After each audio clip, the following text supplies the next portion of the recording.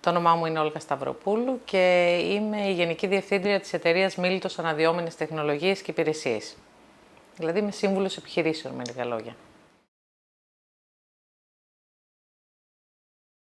Ξεκίνησα το 2000 και αυτό το οποίο με βοήθησε ήταν δύο φίλοι με τους οποίους το ξεκινήσαμε μαζί. Γιατί μόνοι δεν ξέρω αν θα την έπαιρνα την απόφαση. Με βοήθησε επίσης πάρα πολύ η αφέλειά μου που ήμουν αρκετά νεότερη τότε και δεν είχα υπολογίσει, δεν είχα ζυγίσει καλά τους κινδύνους ή τη γραφειοκρατία ή την έλλειψη στη χρηματοδότηση ή οτιδήποτε βρήκα μπροστά μου τα επόμενα χρόνια.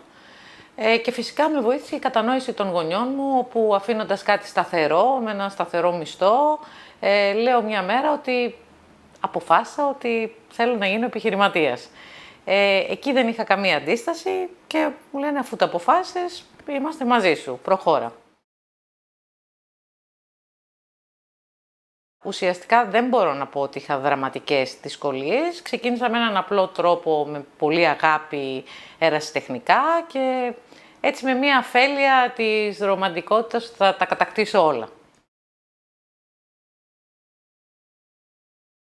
Στη τελευταία έρευνα, η οποία μάλιστα χθες ανακοινώθηκε 1η Απριλίου και δεν είναι ψέμα, λέει ότι οι γυναίκες οι οποίες έχουν επιλέξει να ξεκινήσουν τη δική τους επιχείρηση, εκ των οποίων οι περισσότερες το κάνανε μετά το 2009, μέσα στην οικονομική κρίση, αντλούν μεγάλη ικανοποίηση, είναι πολύ χαρούμενες, νιώθουν υπερήφανες, δυνατές και θα έπαιρναν πάλι την ίδια απόφαση αν γυρνούσαν πίσω στο χρόνο. Άρα ίσως αυτό είναι ενθαρρυντικό για όσοι το σκέφτονται. Η επιχειρηματικότητα δεν είναι για όλους, δεν πρέπει να είναι επιχειρηματικότητα ανάγκης, πρέπει να είναι ευκαιρίας. Δεν γεννιέσαι επιχειρηματίας, όλοι μπορούν να γίνουν επιχειρηματίες, αλλά θέλει καλή σκέψη. Οποιαδήποτε επαγγελματική απόφαση θέλει για τη σταδιοδρομία, γιατί όπως και να το κάνεις, από αυτό θα συντηρείσαι. Θέλει μια καλή σκέψη. Αυτή τη στιγμή υπάρχουν αρκετά προγράμματα για τη γυναική επιχειρηματικότητα και πλέον έχουν βγει και διάφορες μέθοδοι άτυπης μάθησης, όπως είναι το mentoring, η λεγόμενη καθοδήγηση, που σε εθελοντική βάση μπορούν οι γυναίκες να ωφεληθούν από αυτό, στέκοντας δίπλα σε έναν μέντορα, ο οποίος μπορεί, έχοντας περάσει το ίδιο μονοπάτι, λέω ένα παράδειγμα π.χ., γιατί υπάρχουν διάφορες μορφές καθοδήγησης, να τις βοηθήσει. Είναι σημαντικό να ακούμε. Δεν υπάρχει λόγος να τα ξέρουμε όλα και δεν πρέπει και να τα ξέρουμε όλα. Λοιπόν, να ακούσουμε από αυτούς που ξέρουν κάτι παραπάνω που εμείς δεν προλαβαίνουμε ή δεν είχαμε τη διάθεση να ασχοληθούμε, να ωφεληθούμε από αυτό, ώστε την ώρα που θα ξεκινήσουμε την επιχείρησή μας ή στα πρώτα στάδια, για τα πρώτα 3 με 5 χρόνια είναι και τα δύσκολα της επιχειρηματικότητας, να μπορέσουμε από τις εμπειρίες άλλων και από τη γνώση, η γνώση είναι πλούτος, να μπορέσουμε να ωφεληθούμε. Άρα, θα πρότεινα να είμαστε ανοιχτές στη γνώμη, στη συμβουλή των άλλων.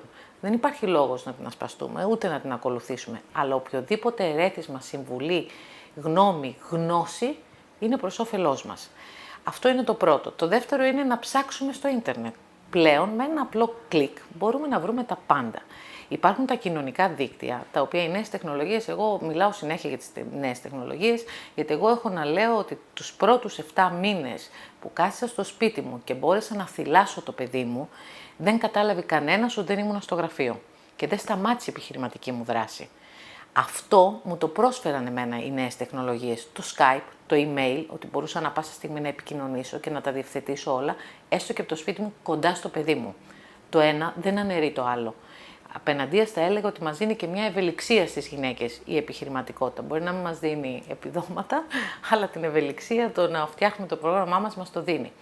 Άρα όλα αυτά που είναι συμβουλές που τα έχουν περάσει άλλες γυναίκες, ας τις ακούσουμε. Και από άντρες επιχειρηματίες. Πρόσφατα λέγαν σε ένα συνέδριο, ένας άντρας το είπε, ανέδειξε πόσο οι γυναίκες είναι πάρα πολύ καλές στην κοστολόγηση. Και πόσο μέσα στη κρίση η κοστολόγηση είναι από τα πρώτα πλέον απαραίτητα πράγματα που χρειάζεται μια επιχείρηση. Αυτό εγώ προσωπικά δεν το γνώριζα, το άκουσα, το μοιράζομαι μαζί σας, να μοιράζουμε τη γνώση. Είναι σημαντικό. Κάποιοι πρέπει να τη μοιράζουν και κάποιοι πρέπει να την παίρνουν. Και θα πρέπει να είμαστε σε αυτό το ρόλο και στους δύο ρόλους ανά πάσα στιγμή. Νομίζω ότι υπάρχει μια πάρα πολύ καλή ευκαιρία αυτή τη στιγμή για τις γυναίκες επιχειρηματίες ή για τις νέες γυναίκες που θέλουν να ξεκινήσουν την επιχειρηματικότητα. Εγώ θέλω να κλείσω λέγοντας ότι αν και συνεχίζω να αποκαλώ και να χρησιμοποιώ τον όρο γυναικεία επιχειρηματικότητα, ότι πιστεύω ότι η επιχειρηματικότητα δεν έχει φύλο, δεν έχει καταγωγή και δεν έχει ηλικία.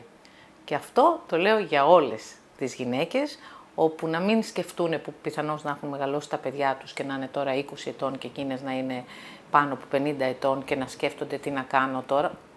Γιατί όχι. Έχεις μια καλή ιδέα, μπορείς να την υποστηρίξεις. Έχεις μια καλή σύνδεση στο ίντερνετ, το λέω πολλές φορές αυτό. Αν δεν έχεις και το κεφάλαιο, σκέψου στρατηγικά αν αξίζει να το δοκιμάσεις. Να δώσεις την ενέργειά σου σε κάτι το οποίο θα είναι ωφέλιμο και για την κοινωνία γενικότερα και την επιχειρηματική κουλτούρα. Ας την αλλάξουμε μαζί. Αυτό πιστεύω.